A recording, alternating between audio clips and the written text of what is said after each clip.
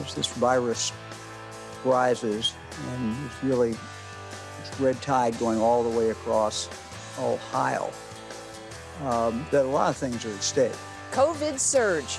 Not only are cases rising, some of the key indicators that show we may be getting into troublesome territory are on the rise too. Our senior health correspondent Monica Robbins joins us with her take and why every single person needs to be paying attention to the pandemic. Signature scan. Why how you sign your ballot could have an impact on if your vote gets counted. What happens if there's a problem?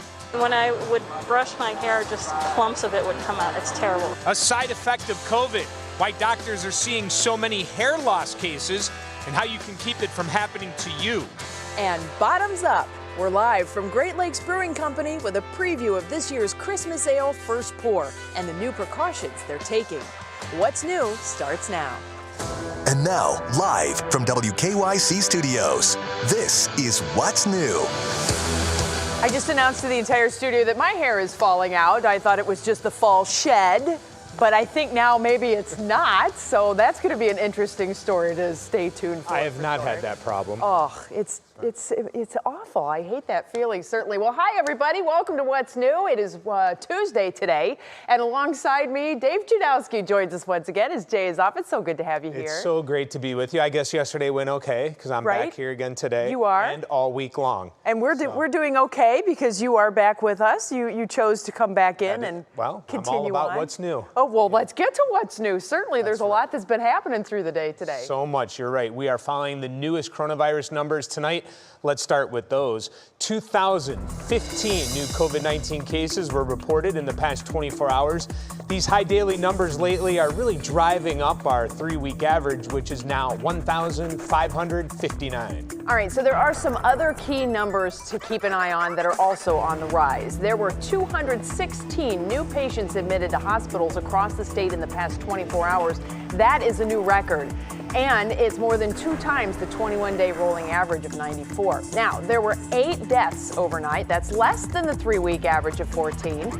But the most concerning is that our positivity rate remains at 4.9%. That's the percentage of tests done that come back positive.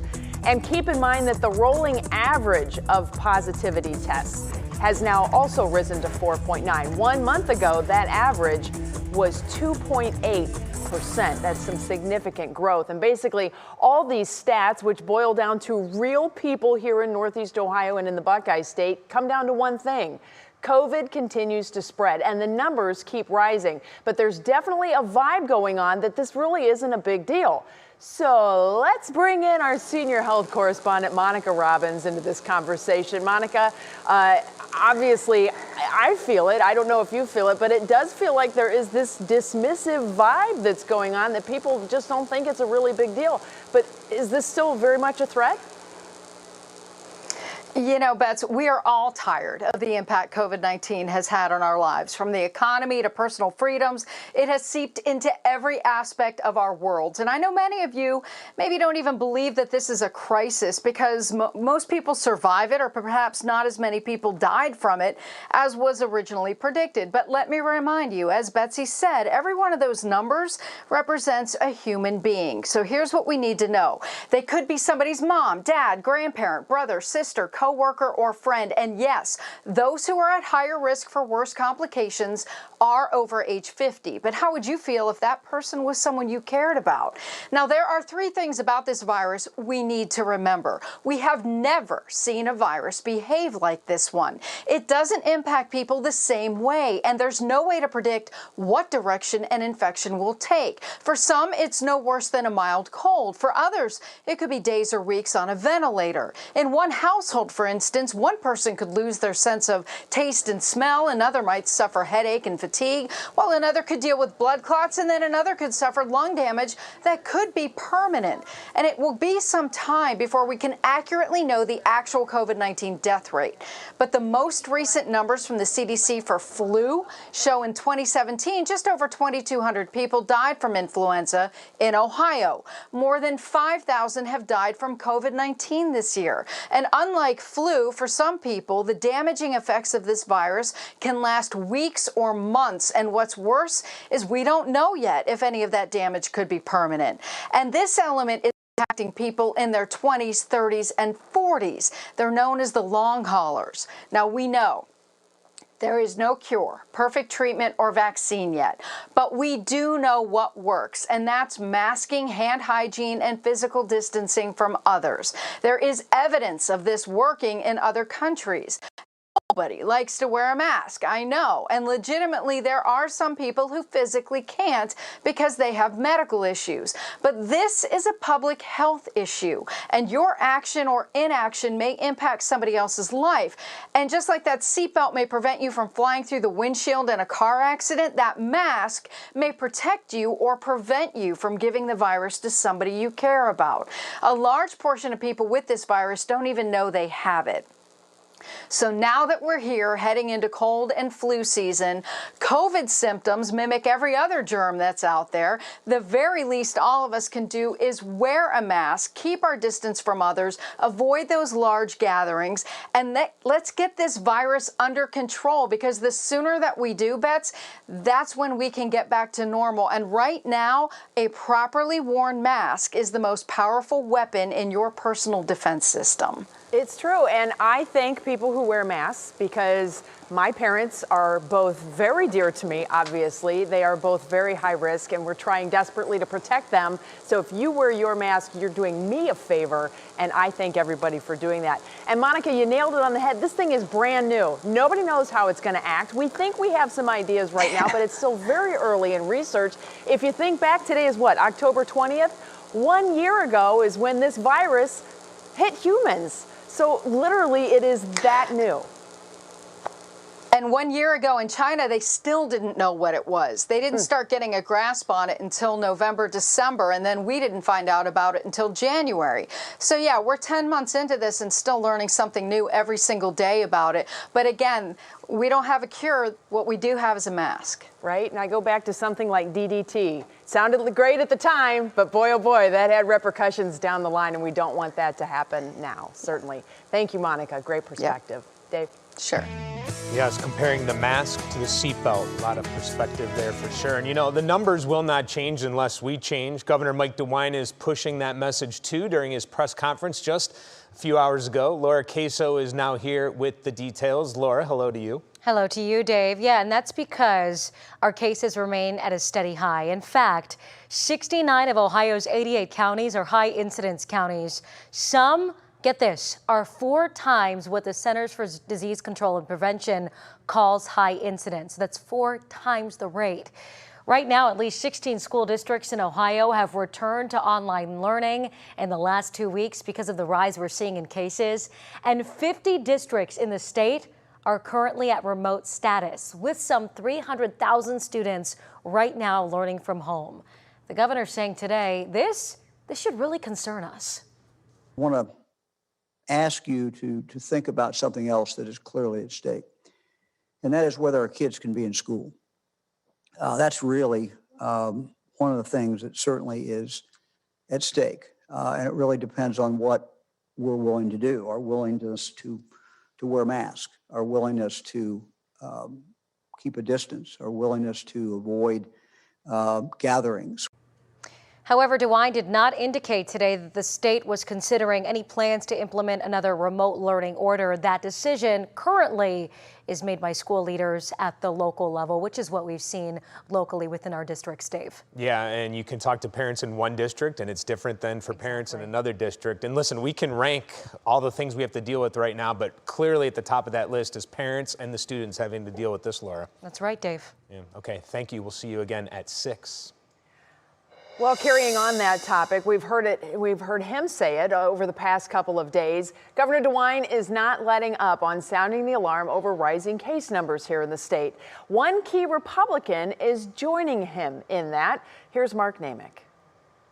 Governor Mike DeWine often likes to say that the virus doesn't respect political boundaries, yet he often finds himself standing alone in the Republican Party, which controls both the State House and the White House. Pressing Ohioans for months to wear masks and avoid large social gatherings, the governor has been attacked by members of his own party who have tried to undermine his health orders and political power. Even crowds at Ohio rallies for President Trump have jeered the governor's actions. Today, Ohio's Republican U.S. Senator Rob Portman endorsing the governor's latest calls to action. I stand with the governor on his strong encouragement of people wearing masks. He hasn't put a mandate in effect for everything, but he has made the point that the science is clear. But we do have a third wave in effect in Ohio, and I'm discouraged by it. I had hoped that at this stage, we would begin to see our numbers going down. Though Senator Portman supports the governor, he's not publicly criticized President Trump, whose recent rhetoric includes statements that the virus is ending soon with or without a vaccine.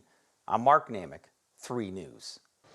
Mark, thank you. COVID cases aren't just numbers, and now 3 News wants to tell you the real-life stories behind them. Stories of Ohioans who have lost loved ones to COVID and those who have experienced the virus firsthand.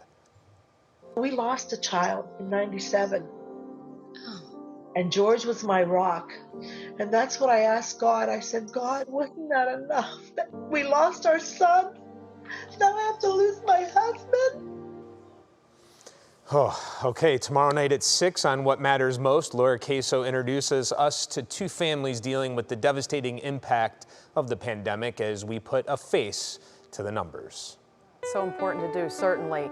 And we've all been talking about it. The light at the end of the coronavirus tunnel seems to be widespread immunization, whether that comes from recovering after getting sick, that's so-called herd immunity, or a vaccine. Now, several companies are fast-tracking vaccine development and testing, but will people sign on to get it once it's released?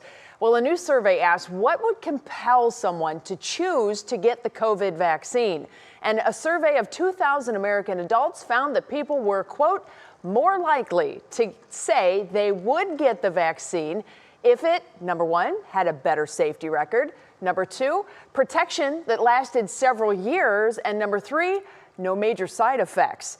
A full approval from the FDA, not just an emergency use order, would also be a deciding factor. And I know we keep coming back to the vaccine. It's still, getting put off. We've been following the stories about the vaccines, and any little glitch, they're being very careful about it. They stop the trial, investigate what's going on. We know the vaccine is coming, but, there is still that question out there, will people eventually get it?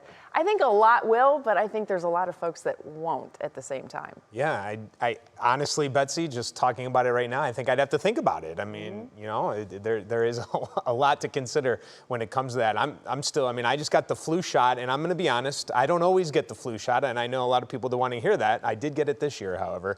But, okay. Well, often the symptoms of COVID-19 can mimic symptoms that cancer patients are dealing with. But exposing these vulnerable patients to emergency departments could be catastrophic to their health. So UH Seidman Cancer Center created a COVID rule-out clinic separate from the main emergency department. Staff can get blood work, COVID testing, and imaging exams in one spot.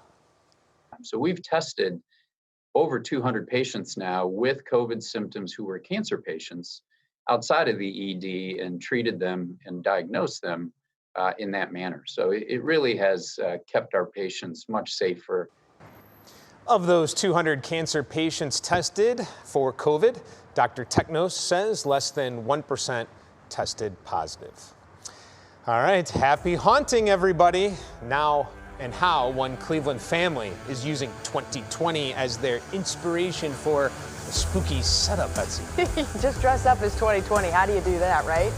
Well, later, what the late Princess Diana said about her marriage to Prince Charles. Check this out. A newly discovered interview has been released. We have that ahead in your pop break. And Matt, what is coming up in the forecast? Hi there, Betsy. Not much change weather-wise outside versus yesterday, but we're really going to see things start to change. It really happens tonight and then tomorrow, and then especially Thursday, Friday. We're still talking a warm-up, even some thunderstorms in the forecast. We'll detail the timeline of that coming up.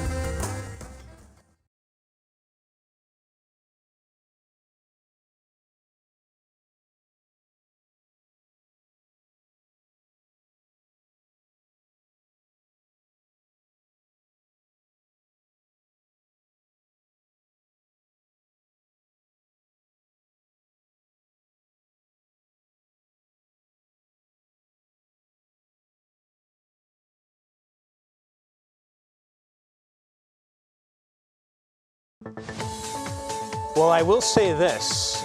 I have a lot of leaves on the lawn right now, but I can't get out to attack them. They're wet.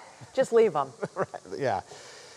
Matt Winson now. Matt, I'm guessing you have leaves as well, or I don't know. Sometimes with you, I'm not sure. Yeah, you know, I'm not quite sure how to take that, Dave. Yeah, our trees lose their leaves here at our house, too. Well, I always Nothing feel like special about our woods trees. I feel like you always have some gimmick to take care of them, so you don't have to do them yourself.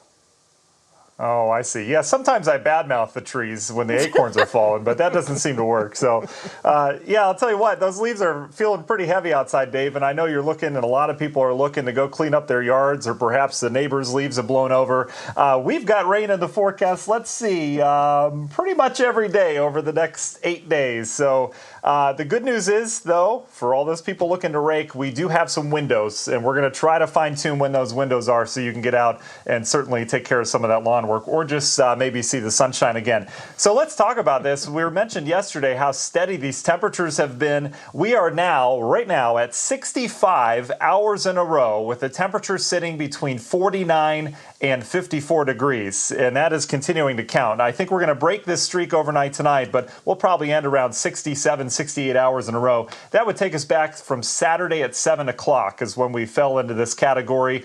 And steady as she goes are the temperatures this evening. We're in the 50s outside. We've got a cooling northeast wind. We have more of those clouds around. You can see the battle of the seasons going on, though. 80s down towards the south. We are somewhere in between, with a colder air off towards the north, where they're dealing with more snow up in areas of Minnesota. That boundary that passed by has stalled out. It is now a stationary front. It is starting to return as a warm front. You can see some of the showers, even storms breaking out in areas of southern Illinois. That's heading our way along a warm front. We'll likely get some storms tonight. Meanwhile, they've got half a foot of snow in areas of Minneapolis. This will more than likely end up one of their snowiest, if not the snowiest, October on record. But for us locally, we're dealing with those storms. We'll watch those move in. Could have some decent lightning. Warm fronts tend to produce a lot of lightning, even a little bit of hail. We'll keep an eye on that tonight. Not expecting widespread severe weather, but you can see as that warm front pushes in, temperatures up into the 60s tonight. So our cold spot is actually right now your National Design Mart hour-by-hour forecast. You can see those storms overspreading the area. The good news about our Wednesdays, we'll start to clear things out, but that temperature as we go in the afternoon, remember we start in the 60s, we'll end up in the 50s later in the day. So the warm spot tomorrow, as you can see in your Universal Windows Direct 7-day forecast, is in the morning, and then it's off to the races. We'll detail a little bit more about the Thursday, Friday warm-up, but boy, we've got some windows to get in there of some nice weather finally. So we'll talk about that in our next update. All right, like to hear about the windows. Matt, thank you. See you in just a little bit. Well, it's not a secret. 2020 has been one heck of a year, right? Some would even call it scary, which is perfect for the Halloween season, and one Cleveland home is using it as inspiration for their decorations. Austin Love shows us what they've come up with.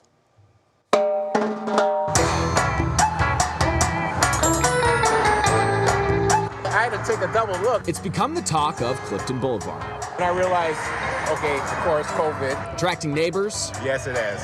And stopping traffic. They are very creative.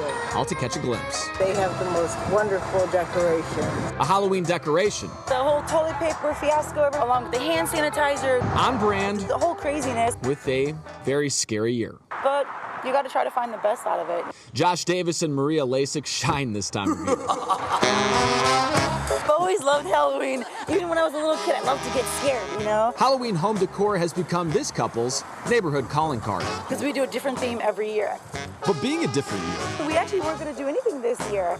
the couple was thinking of taking this season off. Yeah. All until they got a little push from neighbors. All the neighbors kept walking by saying, you have to do something. You know, we need something to look forward to. And a big inspiration. The big skeleton. Oh, the big skeleton. Like, definitely. when we first saw that come out, it was like, we got to get that. The rest from there fell into place. There's nothing more fitting for the times than COVID right now. Skeletons fighting off COVID with masks, hand sanitizer, and of course some toilet paper. We didn't want to offend anybody, but we felt like if we put some humor in it, then it would bring light to a kind of a downtime in society right now, and it may bring some smiles. Providing smiles. A little humor to it, you know. One day we'll look back later on and say, wow, you know, what a year. During a truly spooky season.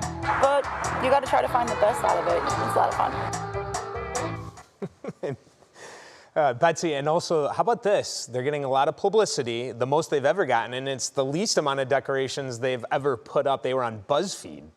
Well, that's cool. It's very creative. And keep in mind, the National Retail Federation says Halloween is an $8 billion a year economic impact. So every little bit counts. I think spending is going to be down a little bit this year from last year, but certainly, I mean, that's a huge deal. And people really get geeked up for it. And then it's going to be on to the Christmas lights. Oh, yes. And Christmas trees already out. Here we go. Yeah. Okay. Well, some news for fans of The Crown on Netflix. Who's been chosen to take over the role of Prince Charles? That's ahead in your Pop Break. Oh, that's one of my binge watching things. I love that show. And you won't believe this video. A car crashes into a canal. Look at this. Boom. There it goes. Oh. But what happens next brings two people to the forefront as heroes. It's worth the watch, and it's coming up. Yikes.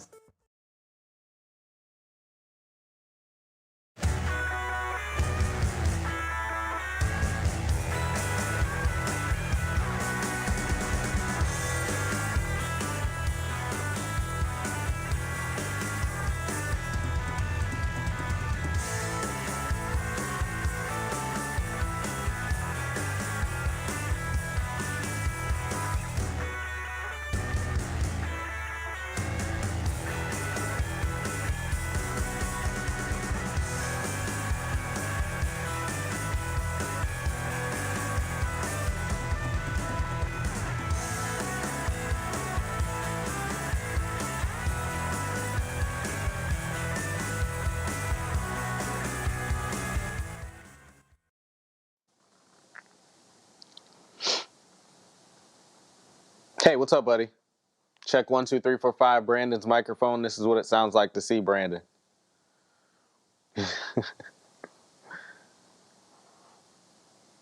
Good. Thank you, sir.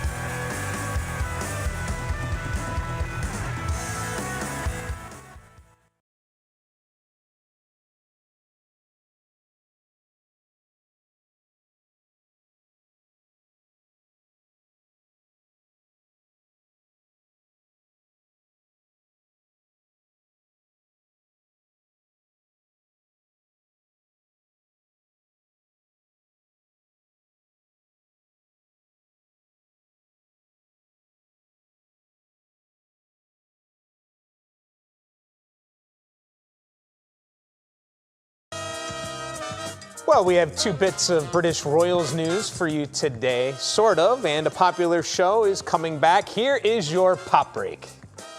According to one former magazine editor, before her death, Princess Diana was concerned about one major thing: the succession of her son William to throne. In a new documentary, Sir Max Hastings of the Daily Telegraph says that Diana not only told the editor-in-chief that she thought Charles couldn't do the job of king and that it should go directly to Prince William, but also said that there was never a happy point in her marriage to Charles, contrary to previous reports. Diana, the truth behind the interview, premieres tomorrow night in the UK, but we're going to guess it will make its way over to the US soon. And speaking of Diana and Charles, it looks as though The Crown may have found its final Prince Charles by looking in the most likely of places. Variety is reporting that the Netflix drama is looking at Dominic West to play the future king. West is most well known for his starring role on Showtime's The Affair and was recently spotted out in public cheating on his wife with actress Lily James. The irony is lost on no one, as the final seasons will address the time in which Charles was cheating on Diana. Maybe it's method acting. And we finally have some good news for fans of the HBO hit Euphoria. After beginning table reads just days before the country shut down due to the coronavirus pandemic, season 2 is on the way, and 2 brand new episodes are slated to premiere in December. The show's star, Zendaya, teased the return on Instagram with a pic from the show, writing, "We really miss them." 2 special Euphoria episodes coming soon. 2020 just got a little bit better. Oh, we got something worth your watch right now. A team effort helped to save the lives of an elderly couple. Watch this. They were driving on Long Island when an accident caused them to go off the road and into a canal. A couple of witnesses quickly jumped in to rescue them as their car started sinking. They were able to quickly get the driver out, but his wife in the passenger seat was unconscious, and that's when first responders drove in. I saw the car is going, the speed slowly going down. I said, oh my God, this guy's they're gonna die. Then I have to do something. Then I jumped the water.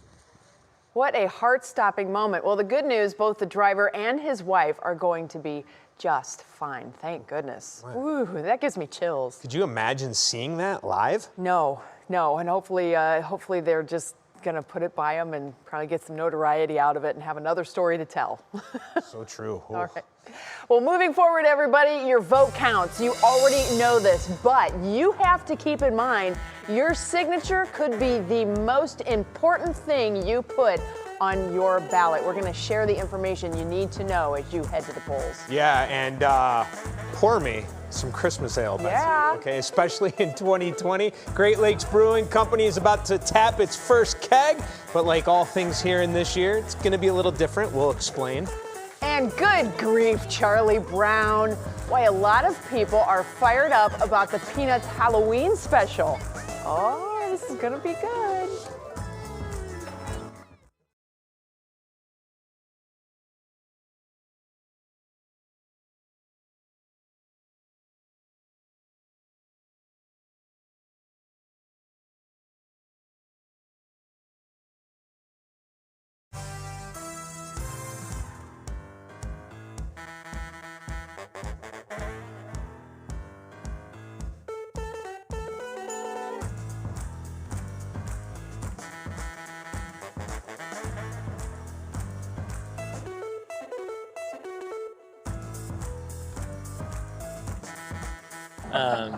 That's kind of what I love about him. Yeah. There's just enough of that, a little bit of sarcasm, but it's good.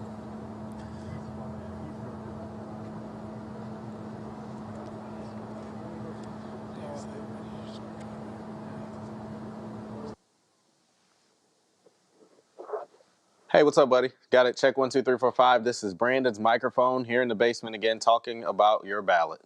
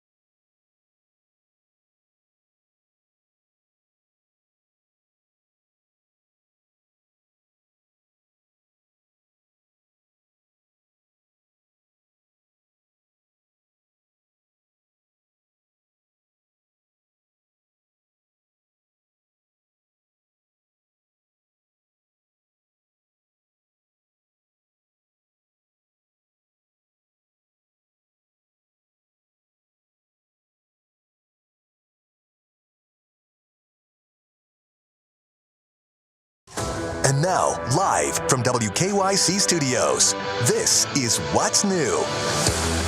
I read everybody. Welcome back to What's New. It's now 5:30 on this kind of gray Tuesday, but we're brightening things up nice and warm here in the studio. Dave Chudowsky joining us as Jay is off this week. Yeah, great to be with you. And you know what brightens things up and warms things up? What's that? Christmas ale. Yeah. And we'll talk about that. We do have some Christmas ale news coming up, certainly plenty going on, going through the entire show, still to come till 6 o'clock. Russ Mitchell just taking his seat right now, so he'll have an update on some of the headlines going on in the newsroom too. But let's kick things off with our top talker tonight. It's election related, as you may know. Our Go Vote team. Yes, we have a Go Vote team. They're dedicated to making sure your vote counts. And today, we're talking about the importance of your signature on your mail-in ballot. Brandon Simmons joins us now with one incredibly important reminder. Brandon, they're expecting a record number of mail-in ballots, so this is a pretty big deal. Yeah, this is definitely a big deal. The one thing that's obviously different about a mail-in ballot is, as a voter, you don't get to physically cast that vote in person. You simply mail it off. And for election officials who are on the receiving end, they don't get to verify your identity in person. And of course, an election is all about trust. Now, unfortunately, a recent NBC News poll shows 50% of voters are not confident their mail-in ballots will be counted accurately. Now, that's a really, really high number. But local elections officials and data from the past elections prove that there are less issues with mail-in ballots than you may think. A lot of that comes down to training. Elections workers are trained to recognize signature mismatches, and before a ballot is rejected, there is a bipartisan team that makes that decision together. Now, if that happens to you, all is not lost. Even if your signature doesn't match up, Lake County Elections Director Ross McDonald says you'll get a chance to make things right. If they feel that that signature may not be the one on file, they'll bring that to the director and deputy director. And then at that point, as long as, provided we agree with that outcome, we'll send the voter a letter. We'll send them what's called an 11S form, which is clarifying to the voter that we need you to sign again. Now, in the 2016 election, McDonald says just one mail-in ballot, just one, was rejected due to a signature mismatch, and that was out of roughly 45,000 mail-in ballots that were mailed in that year, Betsy. Obviously, a lot of people are going to be paying very close attention to this. I've never done the absentee ballot before, so I'm doing it this year, and I'm a little nervous I'm going to miss something. So not just Ohio, of course, doing this, but the national level, too. What do the numbers look like on the national scale? Is this enough to sway an election one way or another? Well, nationally, we're talking about just 0.3% of 33 million ballots in 2016 that were rejected based on a signature that didn't match up with records. So that was about 87,000 ballots nationwide that were not counted that year. Now, McDonald says it's not really the signature that's usually the issue, but other incorrect info on the ballot that typically would lead to it being rejected. So make sure you follow those directions carefully as you fill it out, Betsy. Definitely. And if you're mailing it in, make sure you double check your postage. It is not just a regular first class stamp or the forever stamp this year for Ohioans. True. So thanks, Brandon. Appreciate it. Dave? Good information there. How about this? British researchers are taking a controversial approach to speeding up the search for coronavirus treatments and vaccines. They're intentionally infecting healthy people.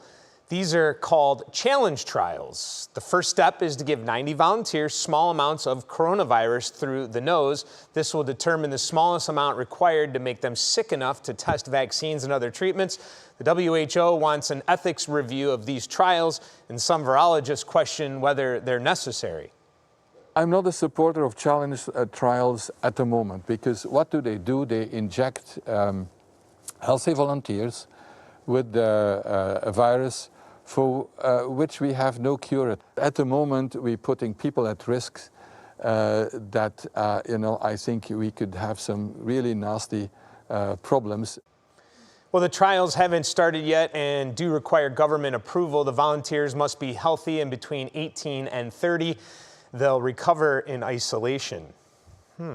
Betsy? That is, I mean, medicine has come a long way, but sometimes you just don't know unless you do trial by fire. But here's the thing, you just don't know. This virus is so new, they literally don't know how it's going to react. So I don't know, human trials It's scary enough as it is, but to just go ahead and give somebody a live virus, whew. Well, and it says between 18 and 30, so it's a good thing I'm 31. So Right. So they're taking the least vulnerable, quote, so they believe statistically, population to do it. But I don't know if I'd be stepping up on that one. Some brave people doing that for sure. Well, another side note on this whole COVID stress, have you been finding a little more hair stuck in your brush? I have. You're not alone. Doctors are finding the pandemic is leaving many with an unexpected hair loss, unexpected side effect, the hair loss. And it's being seen whether the person caught the virus or not. I have not yet had the virus that I know of, and I feel like I am a sheepdog with my hair coming out. So senior health correspondent Monica Robbins tells us what you can do to help keep it from happening to you. It's not difficult to see the telltale signs of pandemic stress. And when I would brush my hair, just clumps of it would come out. It's terrible. Doctors are seeing an increase in patients dealing with stress-related hair loss. The condition is called Telogen Effluvium, and it appears 3 to 4 months after a stressful event. For most of us, that means the peak of the pandemic. The condition is also affecting COVID-19 survivors. 3 to 4 months after that incident of having COVID, I am seeing them also for significant hair loss and shedding. Only a few over-the-counter supplements and medications, like the key ingredient in Rogaine, have been clinically proven to aid hair growth. But check your vitamins too.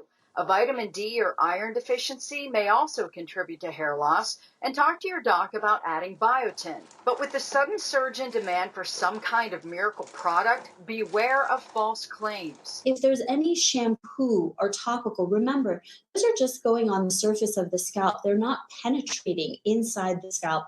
Those don't work. Make sure you're eating healthy and doing those stress-relieving exercises like deep breathing. Work on your patience too, because the good news is this type of hair loss is temporary, and your normal locks should be back to normal in about 6 to 9 months.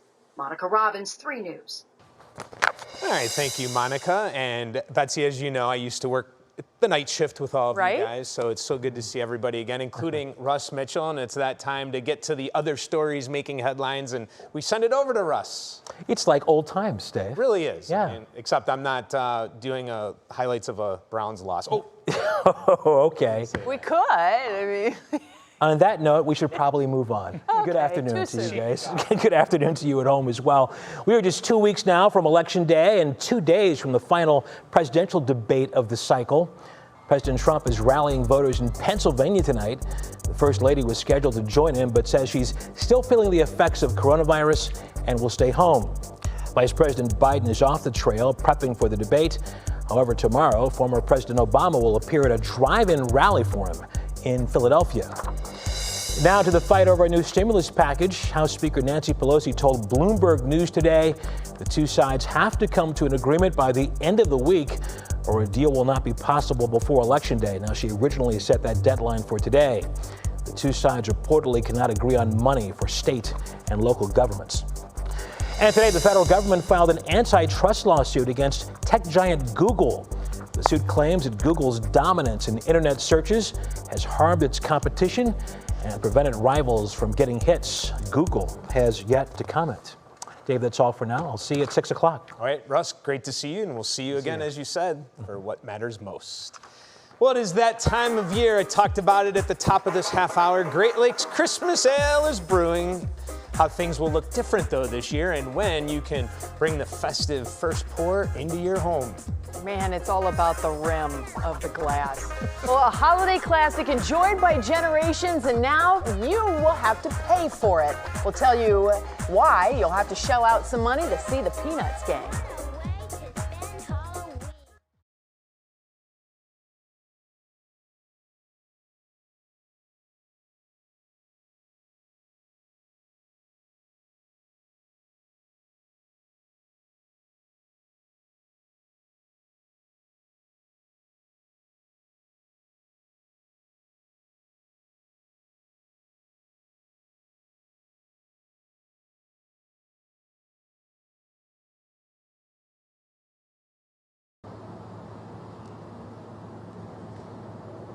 I can.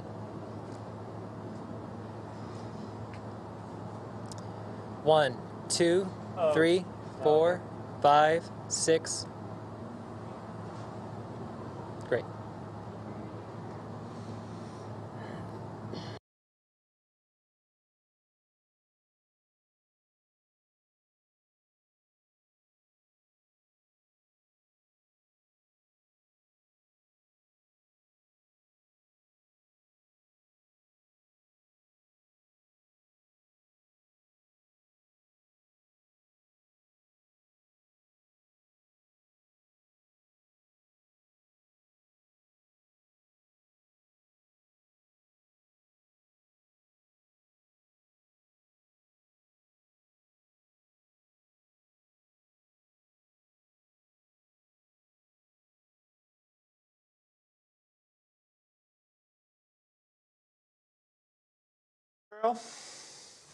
Okay.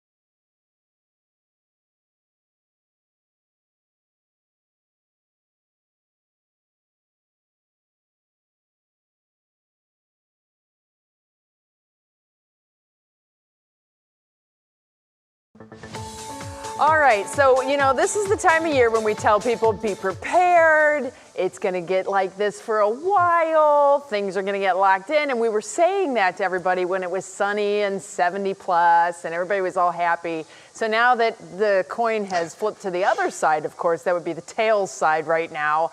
Certainly we're going to tell folks, guess what? We're about to flip the coin again. Yeah, this is the time of year, Betsy, you got that right, where we're just flipping that coin left and right. I mean, we literally should be referees in the NFL to giving the coin flip. But we're going to go back and forth for a while. And as you know, we go back a little bit to the warmth, and then we go to the cool. And now it becomes more the cool side of things. But we've still got some great days out ahead of us. So we're going to try to highlight here in the forecast when those are so you can get out and really soak that up and maybe plan ahead of time. But for tonight, we've got rain returning. Here are your rain chances by the hour. This evening, if you have plans, we have some patchy drizzle, but overall we're dry. But notice how the rainfall chances ramp up 1, 2, 3 o'clock in the morning. And yes, there's some lightning with that. We've got some showers, even some storms in the forecast tonight. It's all along a warm front. You can see those storms breaking out across areas of Illinois and Indiana. Those are going to move in quickly. I think 9, 10, 11 o'clock hour, we're going to be tracking those down towards Mansfield, and they'll overspread the area. But again, it's all along a front. It's that same front that passed us over the weekend. It's stalled, and now it's lifting to the north as a warm front. And it is just such a different air mass south of this. They're baking in the 70s and 80s down towards the south. Meanwhile, we've got a snowstorm up in Minnesota that won't affect us, but again, 6+ inches of snow for them. Tonight, look at the temperatures. We're at 53 now, but we go up into the 60s overnight tonight with those showers and storms. The winds are going to become pretty gusty tonight as well. I think tomorrow morning we may have gusts over 30 at times. You can see with your National Design Mart hour-by-hour forecast how that wind shifts around to the south. There's our shower and thunderstorm chances tonight with those rising temperatures. Tomorrow morning out the door, we'll still be dealing with some leftover downpours, perhaps some lightning as well, but things should quiet down a little bit during the morning, and you can see that line of rain that we have developing around midday. Temperatures in the 60s at lunchtime, but watch what happens. That's the cold front coming back south tomorrow. So by afternoon, we're back into the 50s to near 60 with a northwest wind that will bring in drier air. But if you're looking at tomorrow's high of 67, that's going to happen early in the day. Thursday is going to be the flip of the coin once again. We start in the 40s, warm front lifts back towards the north, so we start cool. We'll end up warm on Thursday. And that's when we break into the sunshine. I think later in the day, Thursday, we're looking fantastic to get outside, soak it up. So tomorrow on the hour, just as a recap, it will be getting cooler as we go throughout the day. But I mentioned that warm-up. There's your warm-up on Thursday. Friday, we start in the warmth. We should make it well into the 70s. And then we bring in storms late day, and that will be the mark of our cooler air. This weekend, we're back into the 50s. Another bump in temps Monday with more storms, and then we're back into the 50s, even 40s next week. So Betsy, this flip of the coin is really going to go in the wrong direction, but not until we get some nice days in on Thursday and Friday. It's the time of the year. We expect this to happen most certainly. So hopefully not too much activity along with that. Thanks so much, Matt. We'll see you again tonight on Front Row at 7. Okay, and speaking of time, it is that time. It's something Northeast Ohioans look forward to every year, and like many things, the pandemic is bringing changes to the way the Great Lakes Brewing Company does its Christmas Ale First Pour. Adam Ritter-Spa from Great Lakes is here now, joining us live. Thank you so much for being here. I'll tell you, this is the time of year so many Clevelanders love, but the plan's a little different. So what is the plan this year?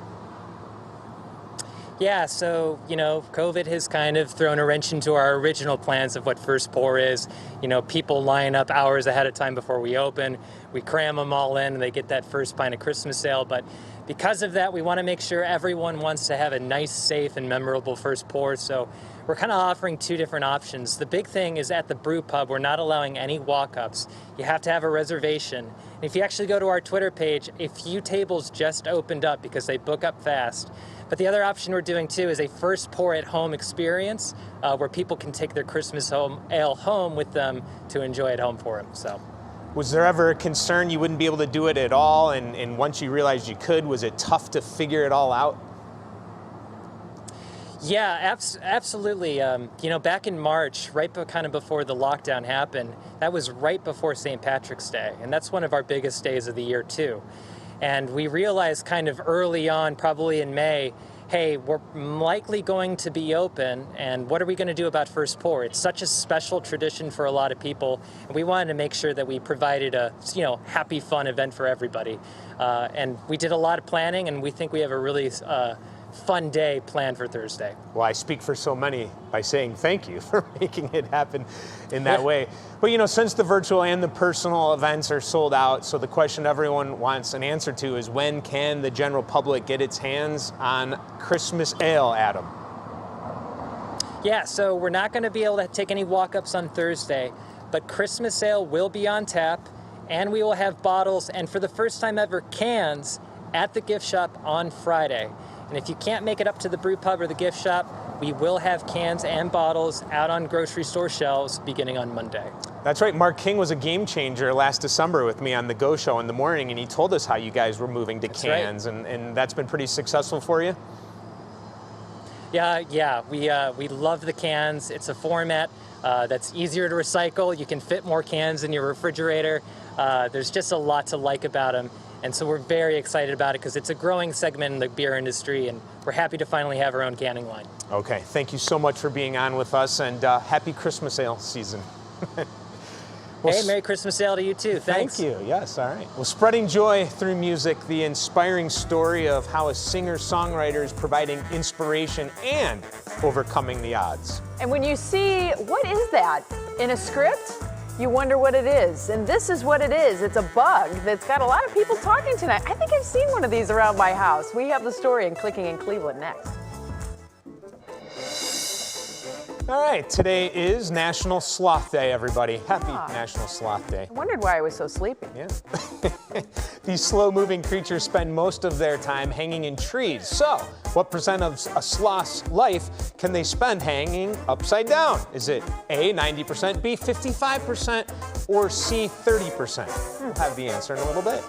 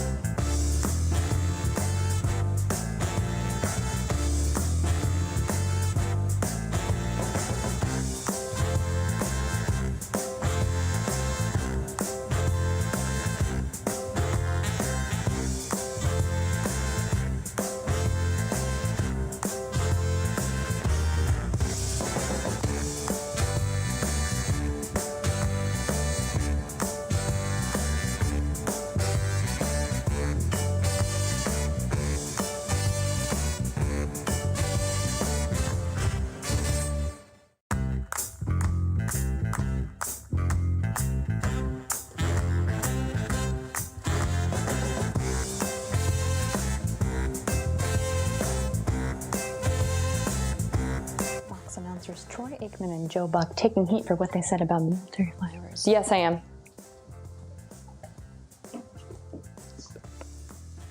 Mosquito hawks.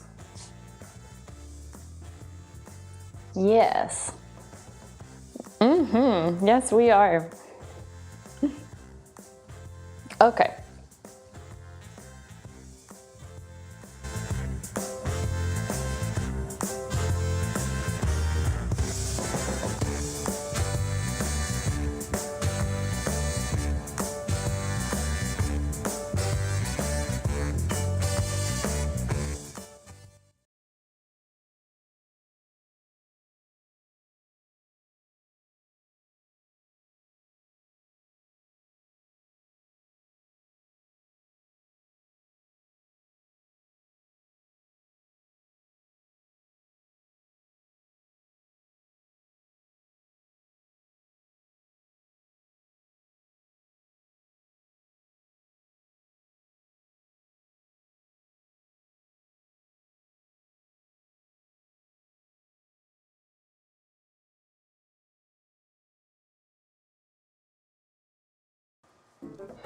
Before the break, we asked you what percentage of a sloth's life can they spend hanging upside down. Betsy, any guess? I didn't look for the answer. I'm going to say 55%. 55%, that would not be correct. Betsy, the answer we were looking for was A, 90% of their life. Yeah, that's according to the World Animal Protection. Learn something new every day. I mean, cliche, yes, but hey, when it comes to sloths, we're here to provide. I just always love the animated ones. They had, there was a movie, Zootopia, I think, and the sloth is at the BMV. It's a really cute movie. Anywho, let's change gears now and see what's clicking and clean before I get in trouble. For that, we're going to bring in our digital anchor, Stephanie Haney. And Stephanie, I tell you what, there are a lot of folks that are always watching football, and they're the armchair quarterbacks, right? But are there ever armchair announcers? We've got some of that today, Betsy. That's what we're starting with. Fox announcers Troy Aikman and Joe Buck are taking heat for what they said about military flyovers during Sunday football. Listen to this. That's a lot of jet fuel just to do a little flyover. That's your hard-earned money and your tax dollars at work. That stuff ain't happening with Kamala Biden ticket. I'll tell you that right now, partner. Defector Media posted this audio from a break, and now people are saying the two mocked flyovers, but others agree that they're not necessary with mostly empty stadiums. Now, Aikman hasn't commented, and neither has Buck, but Buck did post this tweet about the World Series, so that's what he's focused on. Now, if you're seeing these creepy bugs around, don't worry, they are harmless. These things are called crane flies, also known as mosquito hawks. They look like giant mosquitoes, but they can't bite you. They can't bite anything, actually, because they only live for 3 to 5 days and their mouths don't fully form. Now, I always thought these things ate mosquitoes, but it turns out they literally don't eat anything because they die too fast. Now, it is the end of an era for Charlie Brown and his crew as we approach the holidays. That is because for the first time ever, the Peanut specials will be streaming on Apple TV Plus exclusively. Until now, the Halloween, Thanksgiving, and Christmas specials have always aired on free over-the-air broadcast TV. That's ever since that Christmas special debuted in 1965. Now, there is some good news, though, Betsy. Apple has said that they will have free windows so that people can watch for a limited time for free if you're flexible about it. So there's that for the people. Oh my goodness. Well, that is definitely a tradition that a lot of folks take every year, and it's gone through generations. So got to find a way to make it happen for the next generation for sure. Stephanie, thank you so much. Still to come, everybody, Soulful Song, how a singer-songwriter is overcoming the odds and spreading joy through music. And ahead on what matters most, Brave Battle, how a lifelong athlete isn't letting stage 4 breast cancer stop her. That's coming up at 6.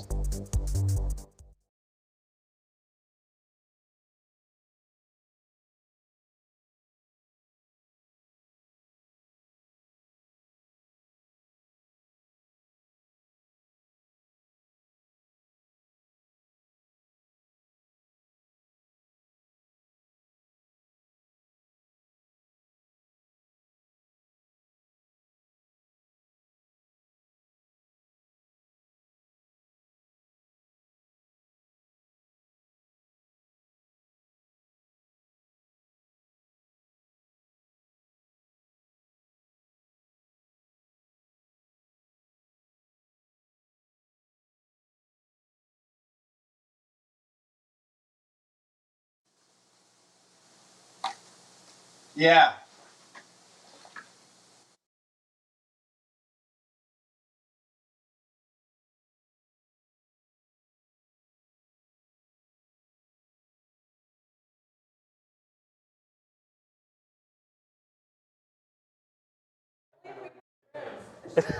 Those are great. Testing 1, 2, 3, 4. 1, 2, 3, 4, 5, 6.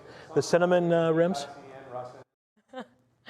Yo, hey, mic check. It's time to show you something good. It's time for Show Us Something.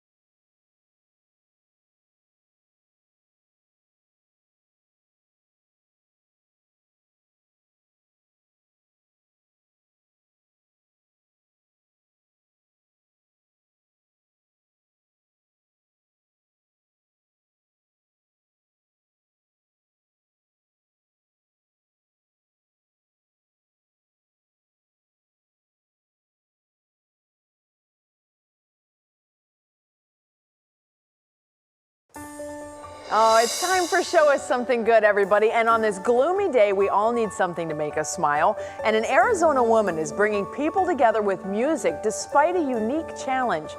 Victoria Kiatela sings and writes her own songs, but in a different way than most. She was born missing her arm below her left elbow, and it hasn't stopped her from doing what she loves. I don't feel like it limits me. If anything, it's actually helped me meet other people and that I normally wouldn't have met. Isn't that just a beautiful story? Certainly something good that we can all end on this gloomy day. See, they get the sunshine there in Arizona all the time. Yeah. So she's got that going for her too, but certainly. I love when people are able to take challenges, Betsy, overcome them and show others what they can do, you know? Well, she did, and you know, she's probably inspiring some other people who are facing some other challenges, and now they know they can do it. So try it. Why not? Do something fun. Well, thanks for watching What's New. Thank you for watching, certainly. And Dave, thanks for hanging out with us. We'll see you back here again